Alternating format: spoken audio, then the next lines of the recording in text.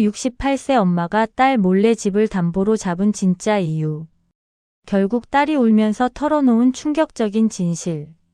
남편 정수봉이 떠난 지도 벌써 5년째가 되었습니다. 초등학교 교사로 40년간 아이들을 가르치다 은퇴한 뒤 이 낡은 단독주택에서 혼자 지내는 게 이렇게 쓸쓸할 줄 몰랐어요. 아침에 눈 뜨면 남편이 끓여주던 된장찌개 냄새 대신 찬 공기만 맞이하게 되죠. 집은 1980년대 결혼할 때 남편과 함께 구입한 곳입니다. 그때는 시골 동네였는데 지금은 도시로 편입되어 제법 번화한 곳이 되었어요. 2층 단독주택의 1층은 상가로 쓸 수 있게 되어 있어서 한때는 작은 슈퍼마켓을 운영하기도 했습니다. 남편이 살아있을 때는 1층에서 가게를 하고 2층에서 살았죠. 하지만 남편이 세상을 떠난 후에는 1층 상가는 비워둔 채 2층에서만 생활하고 있었어요. 최근 들어 연금만으로는 생활이 빠듯해지기 시작했습니다. 전기료, 가스비, 수도료까지 매달 나가는 고정비용들이 만만치 않아요. 남편 치료비로 들어간 돈도 있고 물가는 계속 오르는데 연금은 그대로니까 점점 살림이 팍팍해졌죠. 어쩔 수 없이 동네 부동산 사무소를 찾아갔습니다. 김 사장님은 제가 자주 마주치던 동네 사람이에요. 상가 임대에 대해 문의하자 친절하게 설명해 주셨죠. 선생님, 요즘 이 동네 상가 임대료가 꽤 괜찮아요. 월 80만 원 정도는 받으실 수 있을 거예요.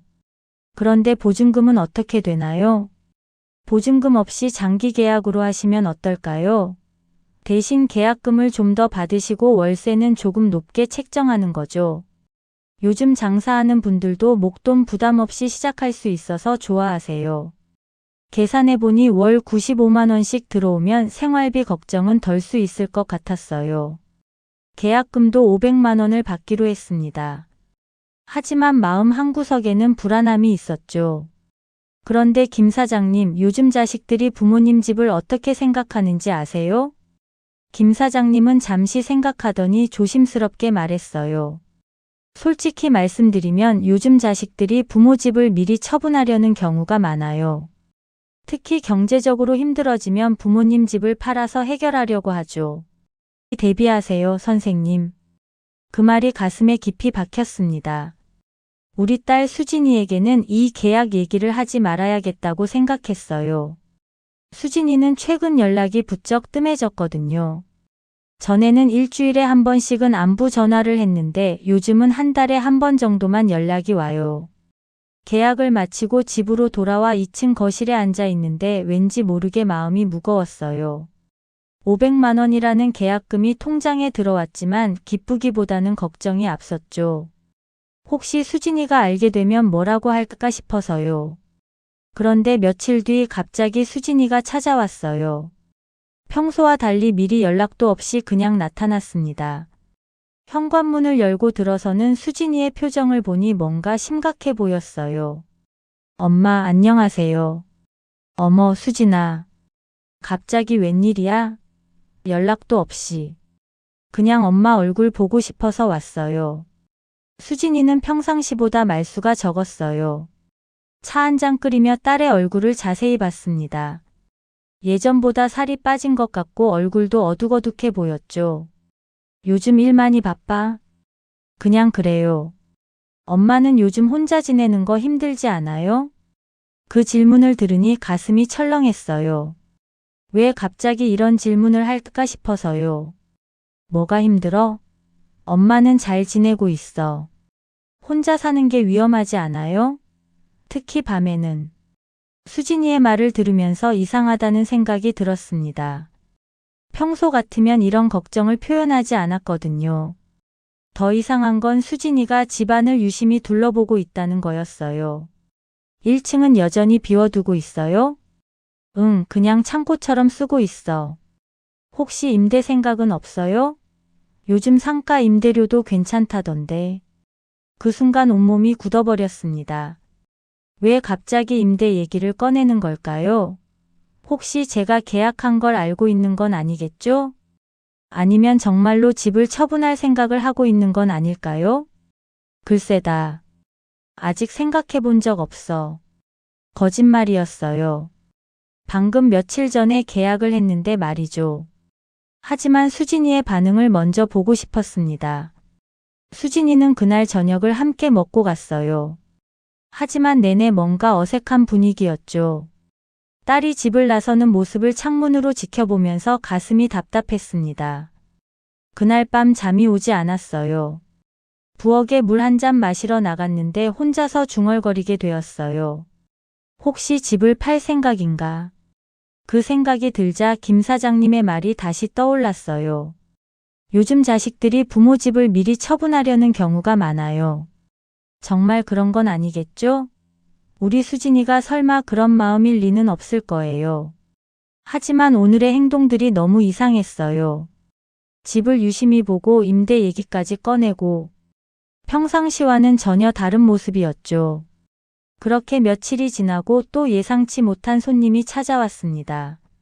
남편의 여동생인 정명자 고모였어요. 고모는 70세가 넘었지만 여전히 정정하시고 말씀도 또박또박 하세요. 형수님 오랜만이에요. 어머 고모님. 갑자기 웬일이세요? 그냥 안부 인사 드리러 왔어요. 요즘 혼자 지내시느라 힘들지 않으세요? 고모님과 차를 마시며 이런저런 얘기를 나누고 있었어요. 그런데 갑자기 고모님이 수진이 얘기를 꺼냈습니다. 그런데 수진이네 사정이 많이 안 좋은 것 같더라고요. 네. 무슨 소리예요? 아, 형님은 모르세요? 수진이 남편 사업이 잘 안 되고 있다던데. 그 말을 듣는 순간 머리가 띵했어요. 수진이가 최근에 연락이 뜸했던 이유가 이거였을까요? 그리고 며칠 전 집을 유심히 본 것도 혹시 얼마나 안 좋다는 거예요? 제가 자세히는 모르지만 꽤 힘든 상황이라고 들었어요. 형수님한테는 걱정 끼치기 싫어서 말 안 한 것 같아요. 고모님은 차를 다 마시고 일어나시면서 집안을 둘러보셨어요.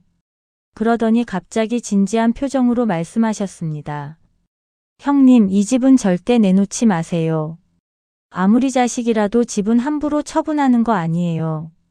특히 요즘 같은 세상에는 더욱 그래요. 고모님, 왜 갑자기 그런 말씀을 하세요?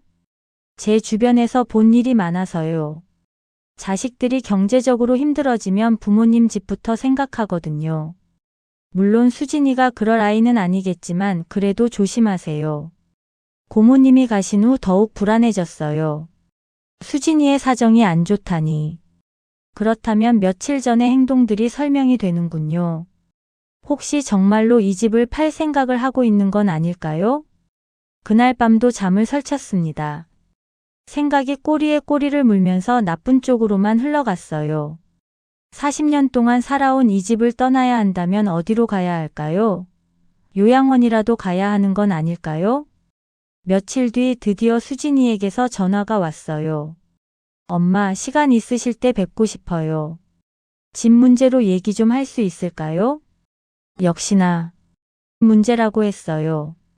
전화를 끊고 나서 가슴이 두근거렸습니다. 드디어 본색을 드러내는구나 싶었죠. 하지만 이미 제가 미리 손을 썼어요. 상가 임대 계약을 해서 이 집을 함부로 처분할 수 없게 만들어 놨거든요. 다음 날 수진이가 왔습니다. 평소보다 더 침울한 표정이었어요. 거실 소파에 마주 앉아 있는데 수진이가 말을 꺼내기도 전에 제가 먼저 말해버렸어요. 수진아, 엄마가 먼저 할 말이 있어. 네. 무슨 말씀이세요? 사실 1층 상가 임대 장기 계약했어. 계약금도 다 받고 월세도 나와. 그러니까 이 집 팔 생각 없어. 수진이는 깜짝 놀란 표정을 지었어요. 그런데 제가 예상했던 반응과는 달랐습니다. 화를 낸다거나 아쉬워한다거나 하지 않고 오히려 안도하는 듯한 표정이었어요. 엄마, 정말 잘하셨어요. 수진이가 제 손을 잡으며 말했어요. 그러면 생활비도 안정되겠네요. 혼자 계시면서 경제적으로 힘드실까봐 걱정했는데 그 순간 제가 잘못 생각했나 싶었어요. 하지만 여전히 의심은 남아 있었죠. 혹시 다른 속셈이 있는 건 아닐까요? 수진아, 엄마가 솔직히 물어볼게. 네, 엄마. 너 이 집 팔아서 돈 나누고 싶었던 거 아니었어? 수진이는 고개를 절레절레 저었어요. 하지만 그 다음 표정이 조금 굳어졌습니다. 그런 마음 전혀 없어요. 다만 수진이가 말을 멈췄어요. 뭔가 더 할 말이 있는 것 같았는데 쉽게 입을 열지 못하고 있었죠. 제 마음도 다시 조마조마해졌어요. 다만 뭐? 사실은 수진이의 목소리가 떨렸어요. 그러더니 눈물이 글썽거리기 시작했습니다. 이상했어요. 지금까지 수진이가 제 앞에서 우는 걸 본 적이 거의 없었거든요. 엄마, 저희 사정이 많이 안 좋아졌어요. 고모님한테 들었어. 남편 사업이 어렵다며? 네. 남편 사업이 완전히 망했어요. 수진이가 드디어 진실을 털어놓기 시작했어요. 남편이 운영하던 작은 건설업체가 코로나 때문에 어려워지더니 결국 부도가 났다고 했어요. 빚까지 떠안게 되면서 지금 살고 있는 아파트도 압류 위기에 놓였다고 했죠. 그래서 저희 살 집이 없어졌어요. 그래서 엄마 집을 팔려고 했던 거야?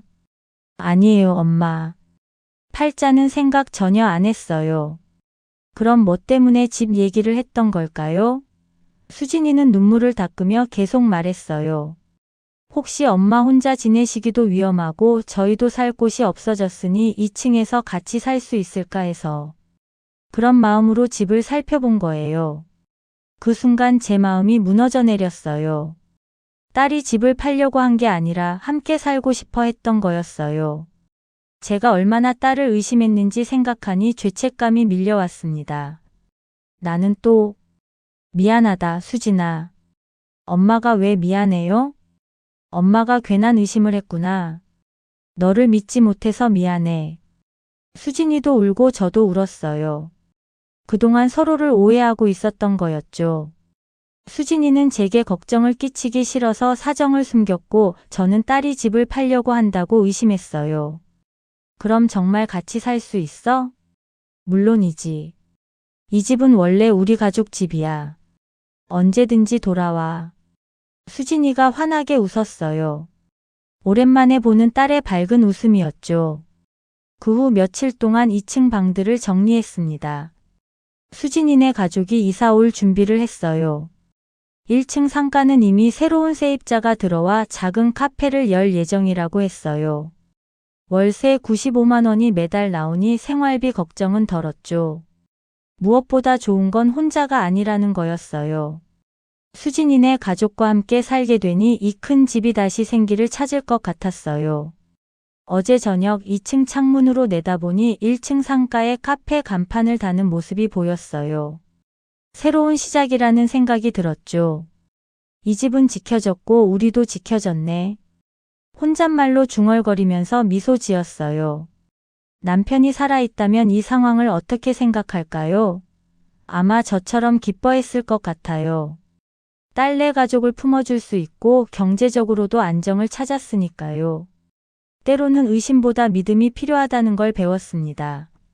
그리고 집이라는 건 단순히 건물이 아니라 가족이 함께 만들어가는 추억과 사랑의 공간이라는 것도요. 이제 이 집에 다시 웃음소리가 가득할 생각을 하니 가슴이 따뜻해집니다.